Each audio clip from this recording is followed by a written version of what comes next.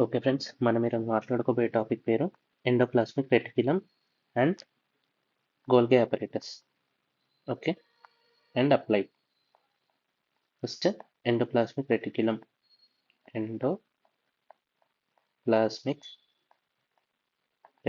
Endoplasmic reticulum దాంట్లో మనకి 2 types ఉంటాయి. ఒకటి రఫ్ ఎండోప్లాస్మిక్ రెటిక్యులం, ఇంకోటి smooth endoplasmic reticulum. Rough endoplasmic reticulum ఎందుకంటున్నామంటే it is granular. Okay, smooth endoplasmic reticulum ఎందుకంటే it is smooth and it has no ribosomes. It is granular ఎందుకంటున్నామంటే it has presence of ribosomes ఉంటాయి కాబట్టి it is granular.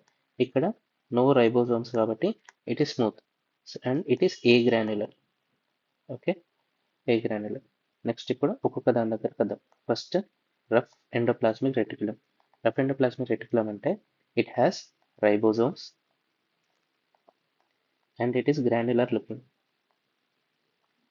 Okay, this is site of protein synthesis. Okay, protein synthesis అనేది ఇక్కడనైతే అంటే protein translation అనేది ఇక్కడనే జరుగుతుంది. Translation process అనేది rough endoplasmic reticulum దగ్గర అవుతుంది. ఓకే, ఇక్కడ మనకి ప్రోటీన్స్ ఏమవుతుంది?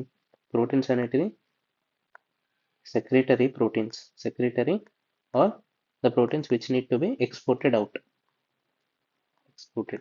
అంటే ప్రోటీన్స్ అనేటివి ఇక్కడ సింథసిస్ అయ్యి బయటికి సెక్రేట్ అవుతాయి. Secretory proteins are the proteins which need to be exported out అనేది ఇక్కడ సింథసిస్ అవుతుంది. అంతేకాకుండా ద సింథసైజ్డ్ ప్రోటీన్ ఏదైతే ఉంటుందో ఆ సింథసైజ్డ్ ప్రోటీన్కి మనము ఎన్ లింక్డ్ ఆలిగో సాకరైడ్ అనేది అటాచ్ చేస్తుంది. Okay, N linked oligosaccharide is attached to ప్రోటీన్కి మనకి యాస్పర్జైన్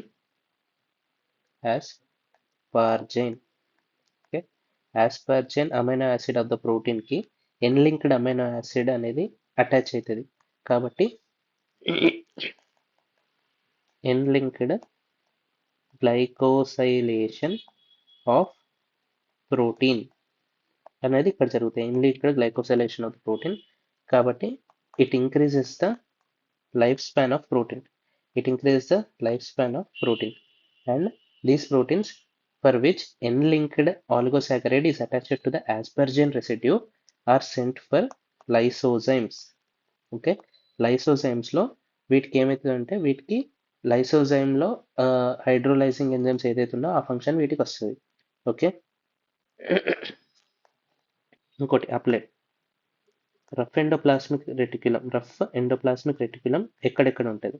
ఇప్పుడు rough endoplasmic reticulum is present in neurons as Nissl bodies. Okay, neurons లో సెల్ బాడీస్ లో నిసెల్ బాడీస్ ఏదైతే ఉంటాయో they are rough endoplasmic reticulum. అంతేకాకుండా బ్లడ్ లో ప్లాస్మా సెల్స్ ఉంటాయి. ఓకే, బ్లడ్ లో ప్లాస్మా సెల్స్ ఉంటాయి which produce antibodies. This antibodies are rich in rough endoplasmic reticulum. Okay, antibodies are rich in rough endoplasmic reticulum. అంతేకాకుండా మనకి జిఐటిలో small ఇంటెస్టైన్లో goblet cells ఉంటాయి. Okay, goblet cells which produce mucus are rich in rough endoplasmic reticulum. Therefore goblet cells of small intestine, antibodies from the plasma cells and Nissl bodies of the neuron are rich in rough endoplasmic reticulum. Okay, examples అంటే ఇవి. Next rough endoplasmic reticulum అయిపోయిన తర్వాత దీనికి rough endoplasmic reticulums ఎందుకంటారంటే due to attachment of the ribosomes ఉంటాయి కాబట్టి ribosomes attached to the endoplasmic reticulum కాబట్టి it is rough endoplasmic reticulum. few ribosomes are not attached to endoplasmic reticulum. They are free ribosomes. Okay, free ribosomes అంటారు. Okay, they produce cytosolic, peroxisomal and mitochondrial proteins. cytosolic proteins కానీ పెరాక్సిసోమ్కి సంబంధించిన proteins కానీ అంటే enzymes proteins కానీ మైటోకాండ్రియాకి సంబంధించిన proteins కానీ synthesized from this free ribosomes which are not attached to the endoplasmic reticulum. అయితే rough endoplasmic reticulum నుంచి మనకి ప్రోటీన్ అనేది సింథసిస్ అయింది కదా. ఈ ప్రోటీన్ అనేది గోల్గి బాడీకి వెళ్తుంది. Golgi bodies it is adjacent to rough endoplasmic reticulum, లేదా స్మూత్ ఎండోప్లాస్మిక్ రెటిక్యులంకి వెళ్తుంది, స్మూత్ ఎండోప్లాస్మిక్ రెటిక్యులంకి వెళ్తుంది, లేదా లైసోజోమ్కి వెళ్తుంది. Okay, lysosome. Rough endoplasmic reticulum నుంచి సింథసిస్ అయిన ప్రోటీన్ నెక్స్ట్ గోల్గి బాడీస్కి వెళ్తాయి ఫర్ ప్యాకింగ్, లేదంటే స్మూత్ ఎండోప్లాస్మిక్ రెటిక్యులంకి వెళ్తుంది, లేదంటే అక్కడ నుంచి లైసోసోమ్కి అయినా వెళ్తుంది. ఓకే, ఇంకొకటి అప్లైడ్ ఏంటంటే మనకి రఫ్ ఎండోప్లాస్మిక్ రెటిక్యులం నుంచి మనకి హీట్ షాక్ ప్రోటీన్స్ అనేది ప్రొడ్యూస్ అవుతుంది. Heat shock protein. Heat shock protein is also called as chaperone protein. Chaperone protein అంటే దీని యూజ్ ఏంటి, నార్మల్గా మనకి ట్రాన్స్లేషన్ తర్వాత మనకి ప్రోటీన్ అనేది ప్రొడ్యూస్ అవుతుంది. Okay, this protein is nascent protein. Okay, అప్పుడే ప్రొడ్యూస్ అయిన ప్రోటీన్. అయితే ఇది ఏంటంటే increase risk of misfolding. Okay, misfold అవ్వచ్చు. ఓకే, మిస్ఫోల్డ్ అయితే ప్రోటీన్ స్ట్రక్చర్ అనేది డినాచురేషన్ అవుతుంది. ఆర్ ఒకవేళ ఏదైనా stress such as acidic pH కానీ, ఇంక్రీస్ హీట్ కానీ, ఇట్లా ఏమైనా ఉంటే అసిడిక్ pH కానీ, హీట్ టెంపరేచర్ ఎక్కువ ఉంటే ఈ స్ట్రెస్ వల్ల ఏమవుతుందంటే మిస్ఫోల్డింగ్ అనేది జరగచ్చు. ఓకే, మనకి రఫ్ ఎండోప్లాస్మిక్ రెటిక్యులంకి వెళ్ళి heat shock protein or chaperone protein అనేది ప్రొడ్యూస్ అవుతుంది.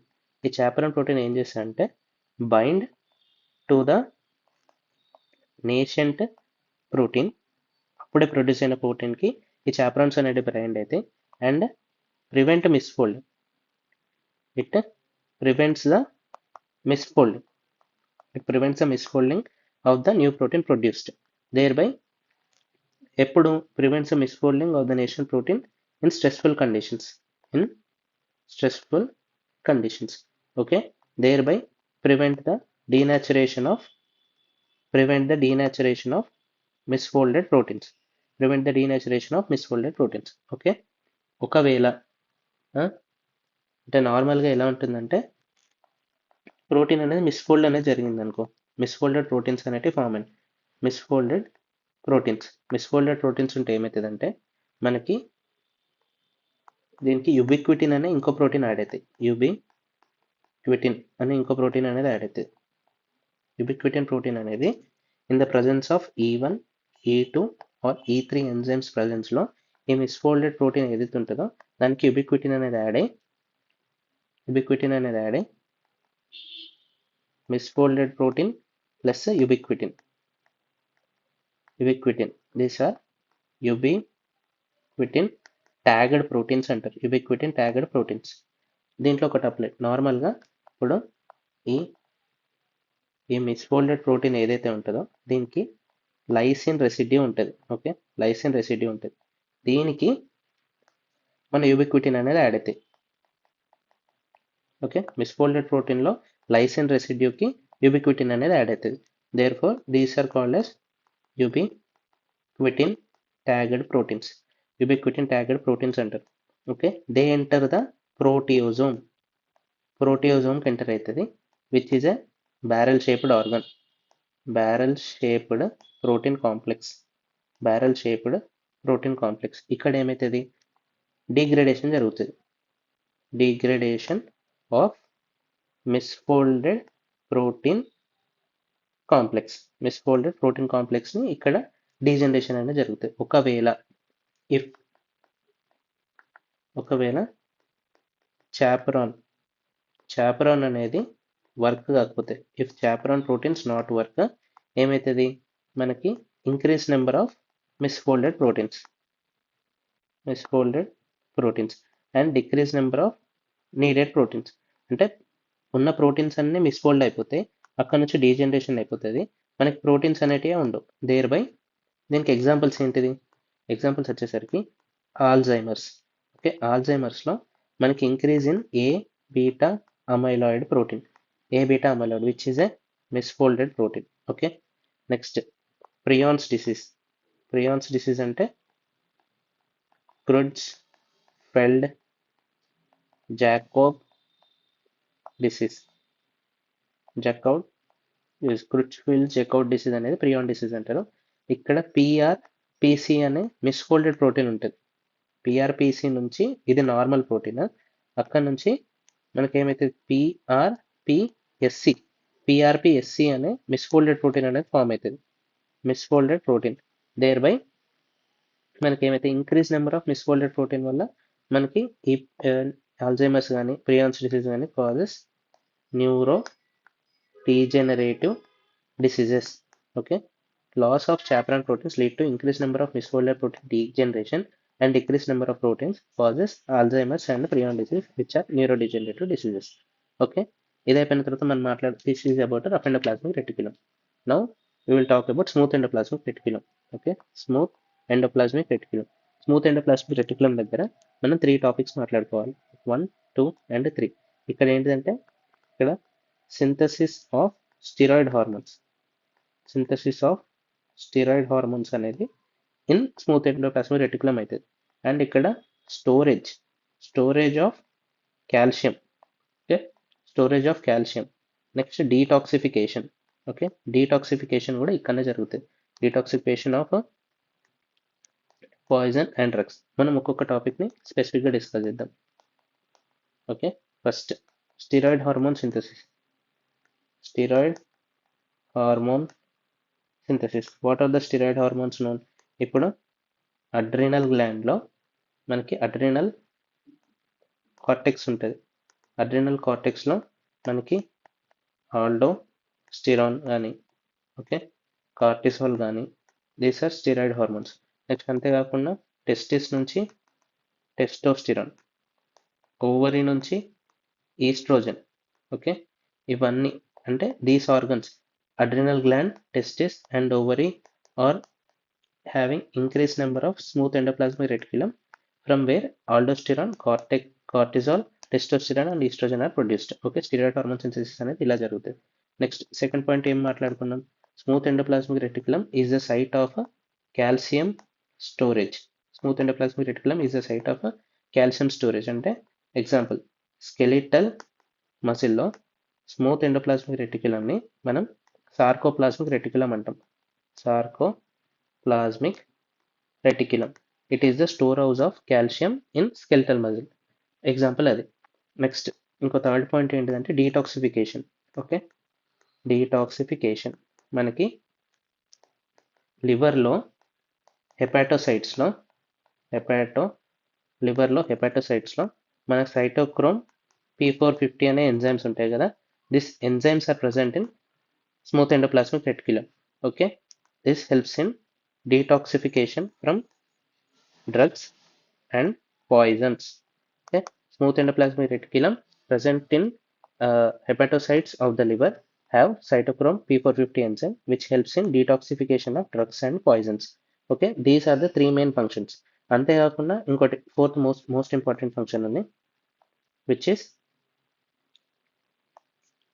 చూసుకుంటే స్మూత్ ఎండోప్లాస్మిక్ రెటిక్యులంలో మనకి గ్లూకోజ్ 6 ఫాస్ఫేటేజ్ అనే ఎంజైమ్ ఉంటుంది. గ్లూకోజ్ 6 ఫాస్ఫేటేజ్ అనే ఎంజైమ్ ఉంటుంది. ఇది present in last step of gluconeogenesis and glycolysis. present in glycogenolysis. Last step of gluconeogenesis and last step of glycogenolysis. అంటే గ్లూకోజ్ 6 ఫాస్ఫేట్ నుంచి గ్లూకోజ్ ప్రొడ్యూస్ అవ్వడం. ఇక్కడ మనకి గ్లూకోజ్ 6 ఫాస్ఫేటేజ్ అనే ఎంజైమ్ వల్ల glucose 6 phosphate is converted into glucose. A glucose 6 phosphate is present in smooth endoplasmic reticulum. Smooth endoplasmic రెటిక్యులంలో ఈ enzymes ఉంటాయి. స్మూత్ ఎండోప్లాస్మిక్ రెటిక్యులంలో సైటోక్రోమ్ P450 ఎంజైమ్స్ ఉంటాయి ఫర్ డీటాక్సిఫికేషన్. స్మూత్ ఎండోప్లాస్మిక్ రెటిక్యులంలో మనకి కాల్షియం స్టోరేజ్ అనేది జరుగుతుంది. స్మూత్ ఎండోప్లాస్మిక్ రెటిక్యులం నుంచి మనకి స్టీరాయిడ్ హార్మోన్ సింథసిస్ అవుతుంది. These are rich in adrenal glands, testes and ovaries to produce estrogen, testosterone, cortex and aldosterone. Okay, this is the function of endoplasmic reticulum. Okay, thank you for your patience listening.